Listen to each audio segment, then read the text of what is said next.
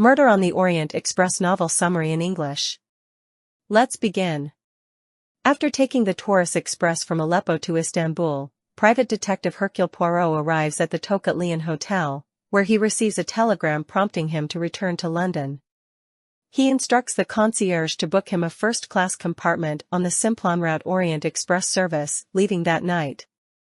Although the train is fully booked, Poirot obtains a second-class berth through the intervention of friend, fellow Belgian, and fellow passenger, Monsieur Buck, director of the train operator Compagnie Internationale de Wagenslits, CIWL. Other passengers include American widow Caroline Hubbard, English governess Mary Debenham, Swedish missionary Greta Olson, American businessman Samuel Ratchet, with his secretary/translator Hector McQueen, and his English valet Edward Henry Masterman, Italian-American car salesman Antonio Foscarelli, Russian princess Natalia Dragomirov and her German maid Hildegard Schmidt, Hungarian Count Rudolf Andrenii and his wife Helena, English Colonel John Arbuthnot, American salesman Cyrus B. Hardman, and Greek medical doctor Stavros Constantine. Ratchet has been receiving death threats. Recognizing Poirot, he tries to hire him for protection. Poirot, repulsed by Ratchet, refuses, telling him, "I will not take your case, because I do not like your face." Book has taken the last first-class cabin, but on the first morning he arranges to move to a separate coach and gives Poirot his space. That night, Poirot observes some strange occurrences. Early in the morning, he is awakened by a cry from Ratchet's compartment next door. Pierre Michel, the train's conductor, knocks on Ratchet's door, but a voice from inside responds, "Ce n'est rien. Je me suis trompé. It is nothing. I was mistaken." Hubbard rings her bell and tells Michel a man passed through her room. When Poirot rings his bell for water, Michel informs him that the train is stuck in a snowdrift between Vinkovci and Broad before he hears a loud thump next door.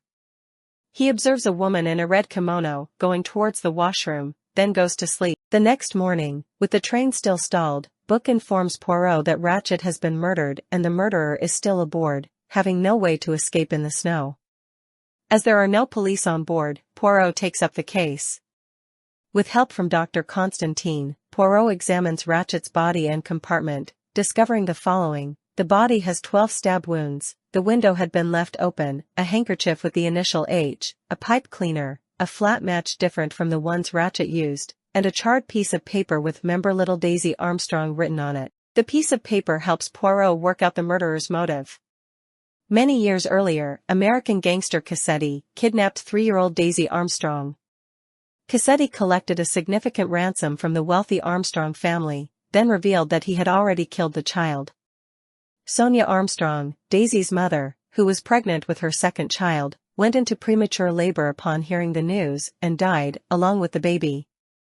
Her grieving husband, Colonel Armstrong, shot himself, and Daisy's French nursemaid, Suzanne, was accused of aiding Cassetti and killed herself, only to be found innocent afterwards. Cassetti escaped justice through corruption and legal technicalities, and fled the country. Poirot concludes that Ratchet was actually Cassetti. Whoever had answered the conductor was not Ratchet, as Ratchet did not speak. As Poirot begins interviewing everyone on the train, he discovers McQueen is directly involved as he knows about the Armstrong note and believed it was destroyed, and that Hubbard believes the murderer was in her cabin. While the passengers and Pierre all provide suitable alibis for each other, Poirot notes that some of them observed the woman in the red kimono walking down the hallway on the night of the murder. However, no one admits to owning a red kimono. Hubbard had Olson lock the communicating door between her compartment and that of Cassetti, which invalidates her story of the man in her compartment, and Schmidt bumped into a stranger wearing a Wagenslits uniform. Miss Debenham inadvertently reveals she has been to America, contrary to her earlier statements, and Olson shows much emotion when the subject of Daisy is brought up, causing further suspicion. Arbuthnot remarks that Cassetti should have been found guilty in a second trial instead of murdered, and Hardman admits he is actually a McNeil Agency private detective who was asked to watch out for an assassin that was stalking Cassetti. While inspecting the passenger's luggage, Poirot is surprised to find the label on Countess Andrenii's luggage is wet and that her passport is smudged. Schmidt's bag contains the uniform in question, and Poirot's own luggage contains the red kimono, recently hidden there. Hubbard herself finds the murder weapon hidden in her sponge bag.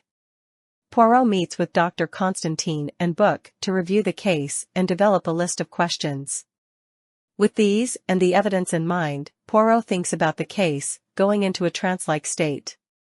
When he surfaces from it, he calls in the suspects and reveals their true identities and that they were all connected to the Armstrong tragedy in some way, gathering them in the dining car for the second solution. Countess Andrenii, née Goldenberg, is Helena, Daisy's aunt, who was a child herself at the time of the tragedy. Rudolph, her loving husband, smudged her luggage label and obscured her name to conceal her identity. Debenham was Helena's and Daisy's governess, Foscarelli was the Armstrong's chauffeur and a suspect in the kidnapping, Masterman was Colonel Armstrong's valet, Michel is Suzanne's father and the person who procured the false second uniform, Hubbard is actually actress Linda Arden, Daisy's grandmother and Sonia's and Helena's mother, Schmidt was the Armstrongs' cook, and Olsen was Daisy's nurse. Princess Dragomirov, in reality Sonia's godmother, claims the monogrammed handkerchief, saying that her forename is Natalia, and the H is actually a Cyrillic letter N. Arbuthnot is there on Debenham's behalf and his own, as he was a personal friend of Colonel Armstrong. Hardman is an ex-policeman who admits he was in love with Suzanne, and McQueen, who had feelings for Sonia, was the son of the lawyer who represented the Armstrongs. The only passengers not involved in the murder are Book and Dr. Constantine, both having slept in the other coach, which was. Poirot propounds two possible solutions, one far simpler than the other, and advises them to consider both seriously. The first is that a stranger boarded the train when it stopped at Vinkovci, killed Cassetti as a result of a mafia feud, and disembarked just before the train started off again. The second is that all the clues except the note about Daisy Armstrong were planted and that Michel and all the passengers in the coach, except Helena, stabbed Cassetti, acting as their own jury. Arden acknowledges everything and offers to take responsibility as she was the mastermind. Book and Dr. Constantine, however, decide the first solution should be relayed to the police. Poirot retires from the case. The end.